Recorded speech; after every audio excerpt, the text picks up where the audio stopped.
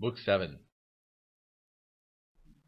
Vaunting of flash in arms, Hector swept through the gates with his brother Paris keeping pace beside him. Both men, bent on combat, only fought like wind when a god sends down some welcome blast to sailors desperate for it, worked to death at the polished oars, beating the heavy seas, their arms slack with the labor, so welcome that brace of men appeared to the Trojans desperate for their captains. Each one killed his man. Paris took Menestheus, one who had lived in Arne, a son of King Areithos, lord of the war club, and his lady Philomedusa, with large, lovely eyes. Hector slashed Ionius' throat with a sharp spear, ripped him under the helmet's hammered bronze rim. His legs collapsed in death. Quick in the jolting onset, Lycia's captain Glaucus, son of Hippolochus, skewered Dexia's son Iphinos. Just as he leapt behind his fast mares, he stabbed his shoulder hard, and down from his car Iphinos crashed to earth, and his limbs went slack with death. Rampaging Trojans. Yes, but as soon as fiery-eyed Athena marked them, killing Argive ranks in this all-out assault, down she rushed from the peaks of Mount Olympus, straight for sacred Troy. But Phoebus Apollo, spotting her from Pergamus heights, the god, grim set on victory for the Trojans, rose to intercept her. As the two came face to face beside the great oak, Lord Apollo, the son of Zeus, led off. What next? What is the mighty Zeus's daughter blazing after now?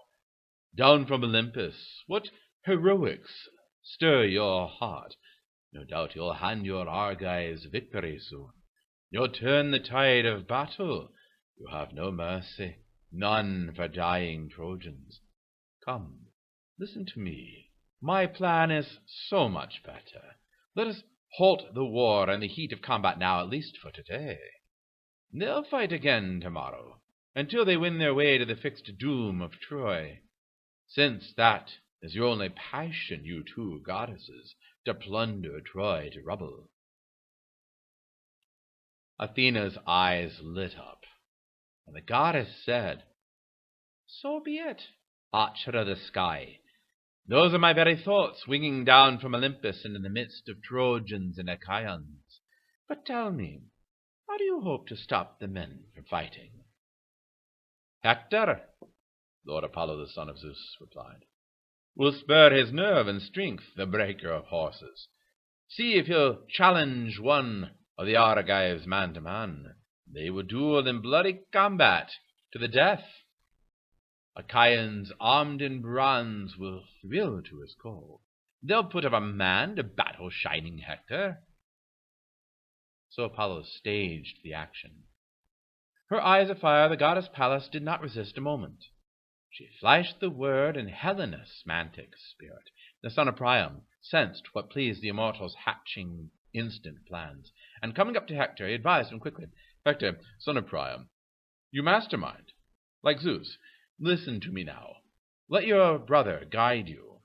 Have all Trojans and Argives take their seats, and you challenge Achaea's bravest man to duel in bloody combat. Your doom, your hour of doom. Have all Trojans and Argives take their seats, and you challenge Achaea's bravest man to duel in bloody combat to the death. It's not the hour to meet your doom. Not yet. I heard a voice of the gods who live forever. But when Hector heard that challenge, he rejoiced, and right in the Norman's land along his lines he strode, gripping his spear mid-haft, staving men to a standstill while Agamemnon seated his Argives seated for combat. And Apollo, lord of the silver bow, and Queen Athena, for all the world, like carrion birds, like vultures, slowly settled atop the broad towering oak, sacred to Zeus, whose battle shield is thunder, relishing those men. Wave on wave of them settling close ranks, shuddering into a dense, bristling glitter of shields and spears and helmets. Quick as a ripple, the west wind suddenly risen shudders down the sea, and the deep sea swell goes dark beneath its force. So settling waves of Trojan ranks and Achaeans rippled down the plain. And Hector rose and spoke between both sides. Hear me, Trojans and Achaeans geared for combat. I'll speak out what the heart inside me urges. Our oaths, our sworn truce. Zeus, the son of Cronos, throned in the clouds, has brought them all to nothing. And all the Father decrees is death for both sides at once. Until you Argives seize the well-built towers of Troy, or you yourselves are crushed against your ships. But now, seeing the best of all Achaeans fill your ranks, let one whose nerve impels him to fight with me come striding from your lines, a lone champion pitted against Prince Hector. Here are the terms that I set forth. Let Zeus look down, my witness. If that man takes my life with his sharp bronze blade, he will strip my gear and haul it back to his ships. But give my body to friends to carry home again, so Trojan men and Trojan women can do me honor with fitting rites of fire once I'm dead. But if I kill him, and Apollo grants me glory, I'll strip his gear and haul it back to sacred Troy and hang it high on the deadly archer's temple walls, but not his body. I'll hand it back to the decked ships, so the long-haired Achaeans can give him full rites and heap his barrow high by the broad Hellespont. Some day, one will say, one of the men to come, steering his oil-swept ship across the wine-dark sea, there's the mound of a man who died in the old days, one of the brave whom glorious Hector killed. So they will say, some day, and my fame will never die. A hushed silence went through all of the Achaean ranks, ashamed to refuse, afraid to take the challenge. But at long last Menelaus leapt up, and he spoke, lashing out at them, groaning, heart-struck. Oh, no, your threats, your bluster, women, not men of Achaia. What disgrace it will be! Shame, cringing shame, if not one Danaan now steps up to battle Hector. You can all turn to earth and water. Rot away. Look at each of you, sitting there, lifeless. Lust for glory gone. I'll harness up. I'll fight the man myself. The gods on high, they hold the ropes of victory in their hands. With that he began to don his handsome gear. And then and there, Menelaus, the death stroke would have blazed before your eyes, dead at the hands of Hector, a far stronger man, if Argive kings had not leapt up and caught you, and Atreus' son himself, powerful Agamemnon, seized your right hand, shouting out your name. You're mad, my prince. No need for such an outburst. Get a grip on yourself, distraught as you are. Just for the sake of rivalry, soldier's pride, don't rush to fight with a better man, with Hector, the son of Priam. Many others shrink before him. Even Achilles dreads to pit himself against him, out on the battle lines, where men win glory. Achilles, far and away a stronger man than you. Go back and sit down with the comrades you command. We'll put up another champion to go against this Hector. Fearless is he, never sated with fighting. He'll gladly sink to a knee and rest, I'd say, if the man comes through alive from the fight he begs for, dueling for the death. Again the iron warrior brought his brother round. Good counsel, fitting too.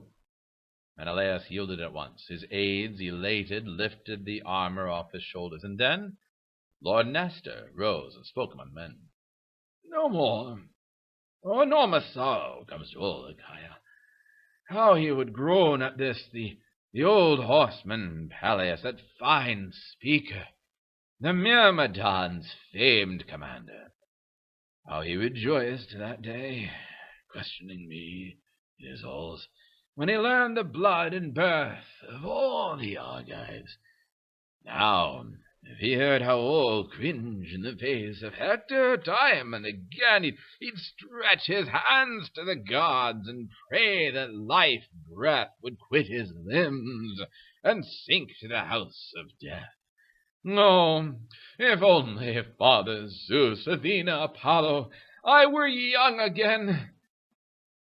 Fresh as the day we fought at Celadon's rapids, our Pylians in platoons against Arcadian spearmen under Phia's ramparts, round the Lardanus banks, when Arcadia's champion Ereuthalion strode forth, a man like a god full of power, his shoulders decked with King Arethus' armor, massive Arethus.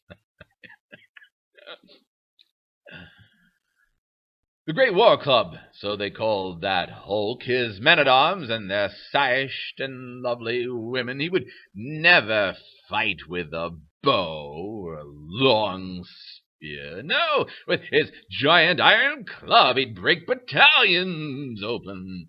That monster, Lycurgus, cut him down by stealth, not force at all, on a footpath so cramped his iron club was useless, fending off his death. There, before he could heft it, a sudden lunge, and Lycurgus' spear had run him through the guts. Flat on his back he went, slamming against the ground, and his killer stripped the armor Brasenarius gave him, and donned it himself for years of grueling war. But then, when Lycurgus grew too old in his halls, he passed it on to a favorite henchman, Ereuthalion. Sporting that gear, challenged all our best, and they shook from head to foot, terrified, none with the nerve to face him then. Only I, my hardened courage drove me to fight the man in a hot burst of daring, and I, the youngest trooper of all, I took him on, and Athena gave me glory. By heaven, Ereuthalion was the biggest, strongest man I ever killed. The huge, lumbering sprawl of him, stretching far and wide. Oh, make me young again.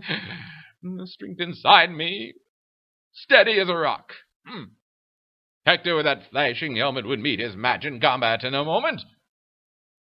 You, the bravest of all Achaeans, not one of you with the spine to battle Hector face to face.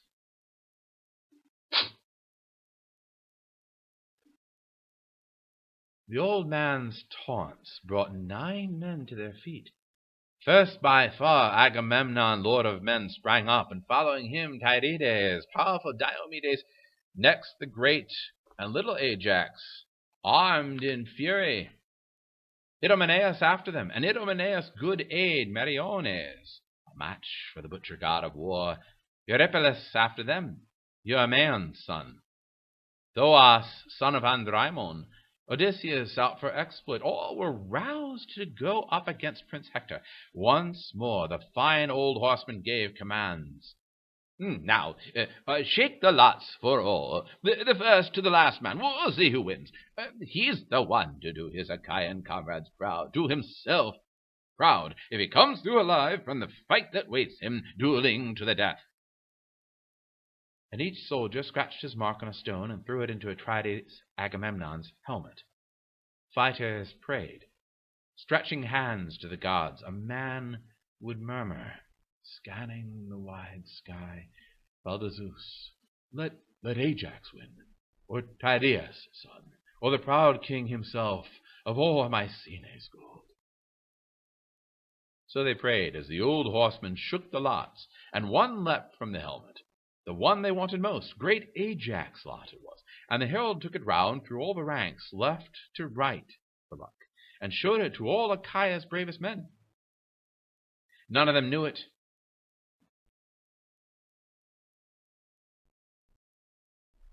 None of them knew it. Each denied the mark. But once he'd passed it round and reached the man who had scratched the stone and thrown it in the helmet, Ajax, bent on glory, out went his hand to take it. The herald, pausing beside him, dropped it in, and Ajax knew his mark and thrilled to see it, flung it down at his feet and shouted, "Friends, the lot is mine, and it fills my heart with joy. I know I can overpower this dazzling Hector.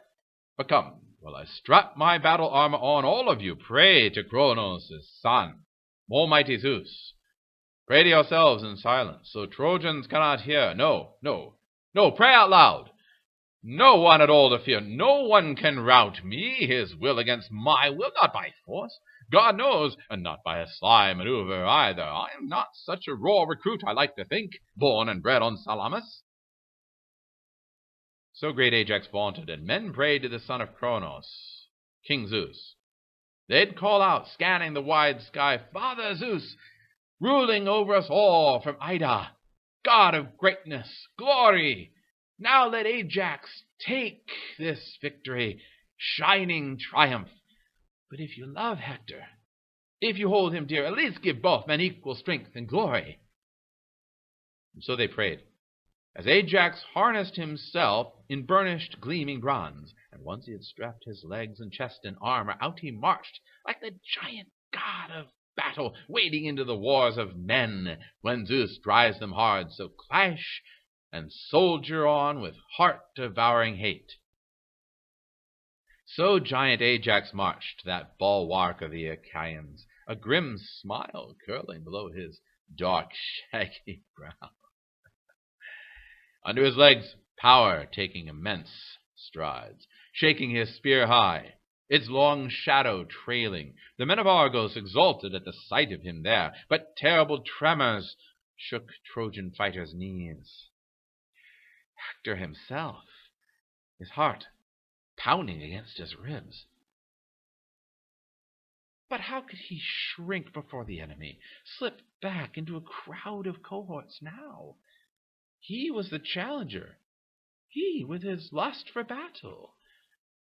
Ajax strode on, closing, bearing his huge body shield like a rampart, heavy bronze, over 7 layers of oxhide. Tychius made it for him, laboring long, the finest leather smith by far. Over in Hyale, where the master had his home, he crafted that famous gleaming shield for Ajax, layering 7 welted hides of sturdy, well-fed bulls and hammered on 8th layer of bronze to top it off.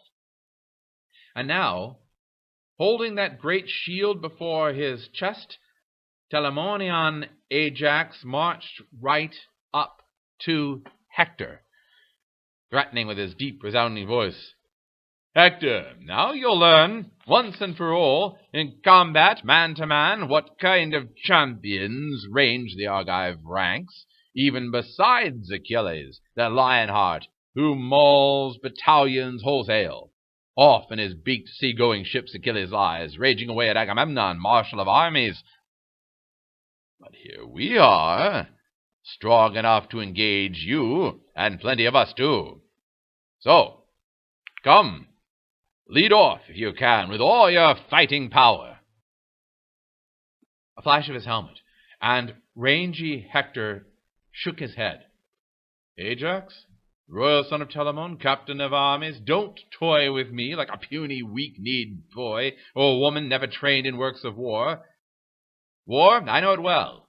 The butchery of men. Well I know. Shift to the left, shift to the right, my tough-tanned shield. That's what the real drill defensive fighting means to me. I know it all, how to charge in the rush of plunging horses. I know how to stand and fight to the finish, twist and lunge in the war god's deadly dance. On guard! Big and bluff as you are, I've no desire to hit you sniping in on the sly. I'd strike you out in the open. Strike you now!" He hurled. His spear's long shadow flew, and it struck Ajax's shield, that awesome 7-layered buckler, right on the 8th. The outside layer of bronze that topped it off. Through 6 hides it tore, but the 7th stopped the relentless brazen point. But great Ajax next, dear to the gods, he hurled his spear and the shadow flew, and the shaft hit Hector's round shield. Hit full center. Straight through the gleaming hide the heavy weapon drove, ripping down and in through the breastplate, finally worked, tearing the war shirt. Close by Hector's flank it jabbed. But the Trojans swerved aside and dodged black death. Both then seized their lances, wrenched them from the shields, and went for each other now, like lions rending flesh, or a pair of wild boars whose power never flags.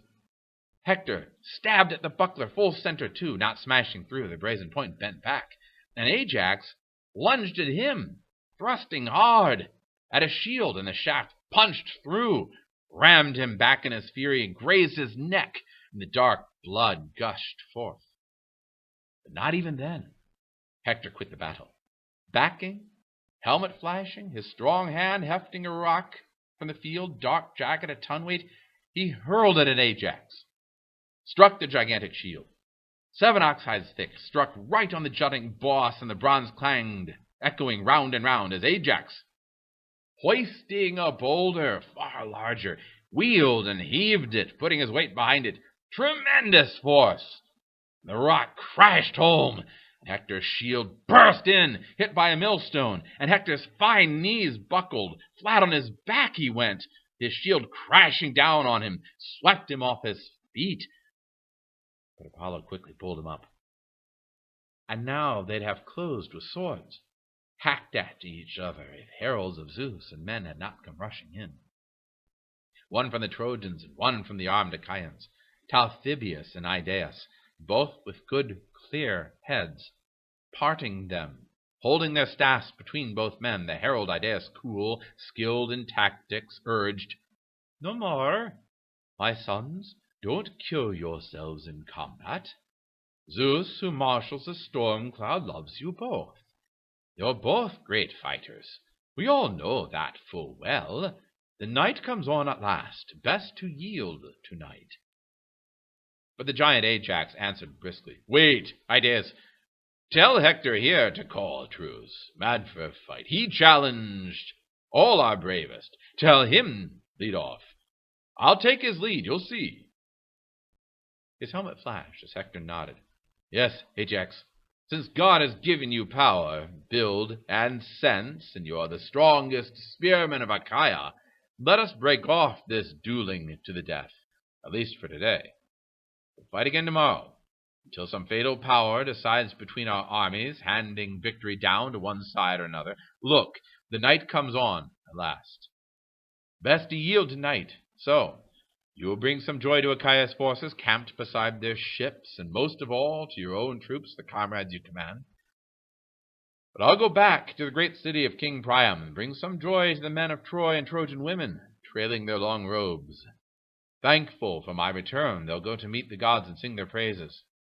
Come, let us give each other gifts, unforgettable gifts, so any man may say, Trojan soldier or Argive. First they fought with heart-devouring hatred, then they parted, bound by pacts of friendship." With that, he gave him his silver-studded sword, slung in its sheath on a supple, well-cut strap. And Ajax gave his war belt, glistening purple. So both men parted. Ajax back to Achaea's armies, Hector back to his thronging Trojans, overjoyed to see him still alive, unharmed, striding back, free of the rage and hands of Ajax still unconquered. They escorted him home to Troy, saved, past all their hopes, while far across the field the Achaean men-at-arms escorted Ajax, thrilled with victory, back to Agamemnon. Soon as they had gathered within the warlord's tents, he sacrificed an ox in their midst, a full-grown ox, 5 years old, to the towering son of Cronos, Zeus. They skinned the animal quickly, butchered the carcass, expertly cut the meat into pieces, pierced them with spits, roasted them to a turn, and pulled them off the fire. The work done, the feast laid out, they ate well, and no man's hunger lacked a share of the banquet. But the lord of the far-flung kingdoms, hero Agamemnon, honored giant Telamonian Ajax first and last with the long, savory cuts that lined the backbone. And when they had put aside desire for food and drink, the old man began to weave his counsel among them. Nestor was first to speak. In the early days, his plans and tactics always seemed the best. With good will to the lords, he rose and spoke. King Agamemnon, chiefs of all the Argives, how many long-haired Achaeans lie here dead? And now Ares, the slashing god of war, has swirled their dark blood in Scamander's deep, clear stream, and their souls have drifted down to the house of death. So at dawn you must call a halt to fighting by Achaeans from your units. Bring on wagons, gather up the dead, and wheel the corpses with mules and oxen, and then, at a decent distance from the ships, we burn the bodies, so every soldier here can carry back the bones to a dead man's sons when he sails home again. Let us heap a single great barrow over the pyre, one great communal grave stretched out across the plain, and fronting it throw up looming ramparts. Quickly, a landward wall for ships and troops themselves, and amidst the wall build gateways fitted strong and open a clear path for driving chariots through. And just outside the wall we must dig a trench, a deep ditch, and a broad sweeping ring to block their horse, and then break their charge. Then these headlong Trojans can never rush our armies. So he advised. All the warlords sounded their assent. And now the Trojans, collected high on the crest of Troy, they were shaken, distracted men at Priam's gates. But the clear-headed Antenor opened up among them. Hear me, Trojans, Dardans, all our loyal allies. I must speak out what the heart inside me urges. On with it. Give Argive Helen and all her treasures back to Atreus' son, to take away at last. We broke our sworn truce. We fight as outlaws. True. And what profit for us in the long run? Nothing, unless we do exactly as I say. And so he pressed his point. And then he took his seat. But among them stood magnificent Paris, fair-haired Helen's lord, and he came back with a winging burst in answer. Stop, Antenor. No more of your hot insistence.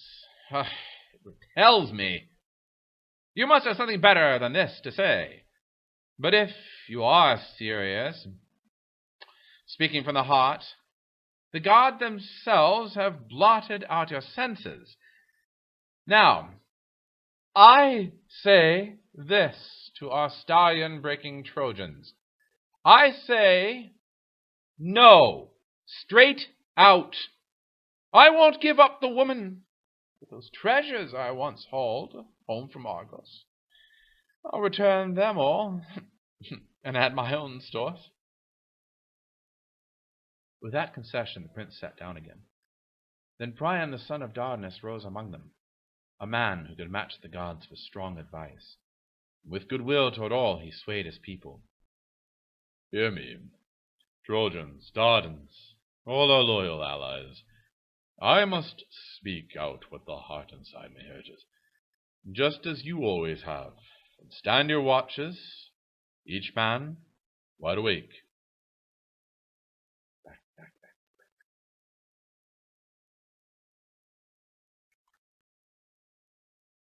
With that concession, the prince sat down again. Then Priam, the son of Dardanus, rose among them, a man who could match the gods for strong advice. With goodwill toward all, he swayed his people.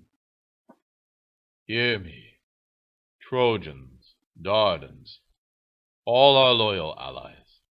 I must speak out what the heart inside me urges. Now, take your evening meal throughout the city, just as you always have, and stand your watches, each man wide awake. Then at last,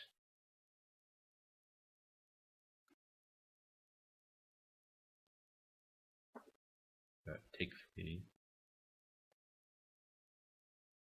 With that concession the prince sat down again, and then Priam, the son of Dardanus, rose among them, a man who could match the gods for strong advice, and with good will toward all he swayed his people.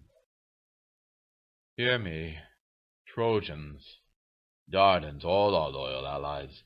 I must speak out what the heart inside me urges. Now take your evening meal throughout the city, just as you always have.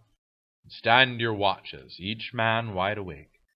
And then, at first light, let the herald Idaeus go to the beaked ships and tell the Atreidai, Agamemnon, and Menelaus, the author of Paris, who caused our long, hard campaign. Let Idaeus add this too, a good, sound proposal. See if they are willing to halt the brutal war until we can burn the bodies of our dead. We'll fight again tomorrow, until some fatal power decides between us both, handing victory down to our side or the other. His people hung on his words, and all obeyed the king. They took their meal by ranks throughout the army. At first light Idaeus went to the beaked ships, and out on the meeting grounds he found the Argives, veterans close by the stern of Agamemnon's ship. Taking his stand right in the milling troops, the herald called out in a high, firm voice, "Son of Atreus, captains of all Achaeans, Priam and noble Trojans command me to report. If it proves acceptable, pleasing to one and all, the offer of Paris who caused our long, hard campaign. All the treasures that filled his hollow ships and the prince hauled home to Troy, would to God he'd drowned before that day. He'll return them all, and add them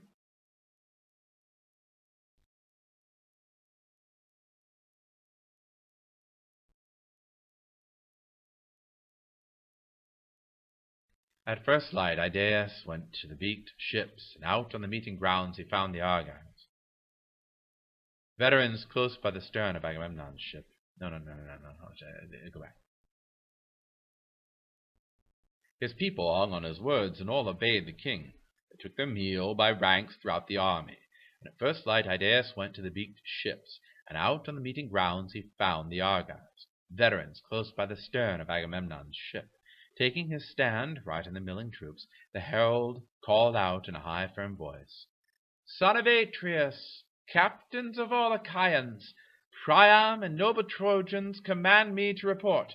If it proves acceptable, pleasing to one and all, the author of Paris who caused our long, hard campaign, all the treasures that filled his hollow ships, and the prince hauled home to Troy, would to God he'd drowned before that day. He'll return them all, and add from his own stores.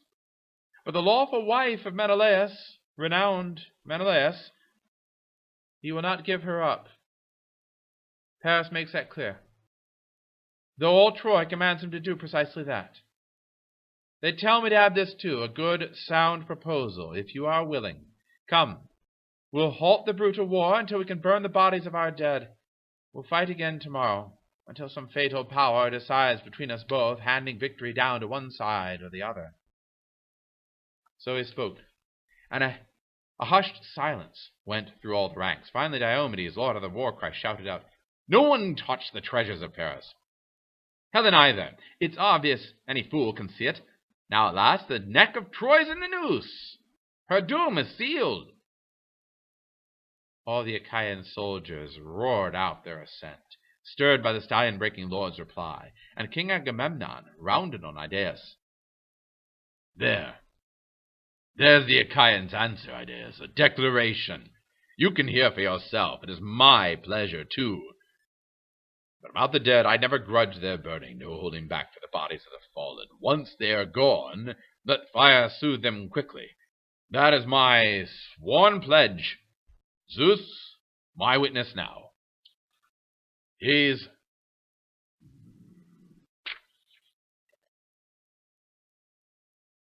But about the dead, I never grudge their burning. No holding back for the bodies of the fallen. Once they are gone, let fire soothe them quickly. That is my sworn pledge. Zeus, my witness now. Heroes' lord, whose thunder drums the sky. With that oath, he raised his scepter high in the eyes of all the gods, and Idaeus turned, trailing back to sacred Troy. And there they sat in assembly, Trojans, Dardans, all collected together, waiting long and tense for the herald to return. And home Idaeus came, delivered his message, standing in their midst, and they fell to making hurried preparations, dividing the labors quickly. 2 detachments, one to gather the bodies, one the timber, and far on the other side Achaean troops came streaming out of the well-benched ships, some to gather the bodies, some the timber. Just as the sun began to strike the plowlands, rising out of the deep calm flow of the ocean river to climb the vaulting sky, the opposing armies met. And hard as it was to recognize each man, each body, with clear water they washed the clotted blood away and lifted them onto wagons, weeping warm tears.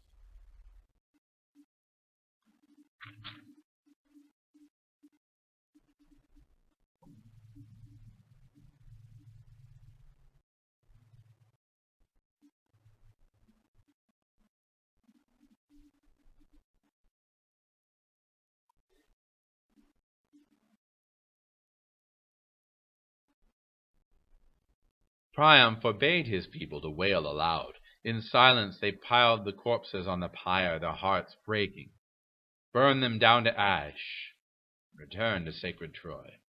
And just so on the other side, Achaean men-at-arms piled the corpses on the pyre, their hearts breaking, burned them down to ash, and returned to the hollow ships.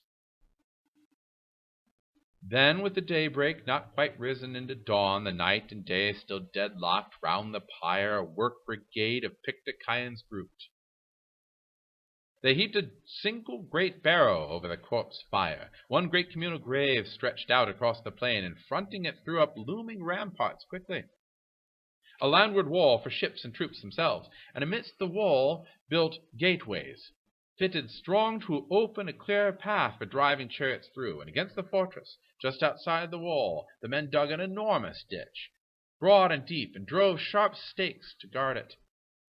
So they labored, the long-haired Achaeans, while the gods aloft, seated at ease beside the lord of lightning, Zeus, gazed down on the grand work of Argives armed in bronze. Poseidon, the god whose breakers shake the land, began. Father Zeus, is there a man on the whole wide earth who still informs the gods of all his plans, his schemes? Don't you see? Look there, the long-haired Achaeans have flung their rampart up against their ships. Around it they have dug an enormous deep trench, and never offered the gods 100 splendid bulls, but its fame will spread as far as the light of dawn, and men will forget those ramparts that I and Apollo reared for Troy in the old days, for the hero Laomedon, where he broke our backs with labor. But filled with anger, Zeus, who marshals the thunderheads, let loose now. Unbelievable! God of the earthquake, you with your massive power, why are you moaning so? Another god might fear their wall, their idle whim, one far weaker than you in strength of hand and fury. Your own fame goes spreading far as the light of dawn. Come now, just wait till these long-haired Achaeans sail back on their ships to the fatherland they love. Then batter their walls, sweep it into the salt breakers, and pile over the endless beach your drifts of sand again. Level it to your heart's content. The Argives' mighty wall. So they conferred together, building their resolve. The sun went down. The Argives' work was finished. They slew oxen beside the tents and took their meal, and the ships pulled in from Lemnos, bringing wine, a big convoy sent across by Euaeus, Jason's son, whom Hypsipyle bore, the seasoned lord of armies, an outright gift to Atrides, Agamemnon, and Menelaus. Euaeus gave a shipment of wine, 1,000 measures full. From the rest, Achaean soldiers brought their rations, some with bronze and some with gleaming iron, some with hides, some with whole live cattle, some with slaves, and they made a handsome feast. And all that night the long-haired Achaeans feasted, as Trojans and Trojan allies took their meal in Troy. Yes, but all night long the master strategist Zeus plotted fresh disaster for both opposing armies. His thunder striking terror, and blanching panic swept across the ranks.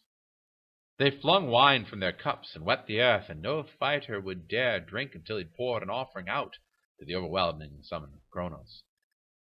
Then down they lay at last, and took the gift of sleep.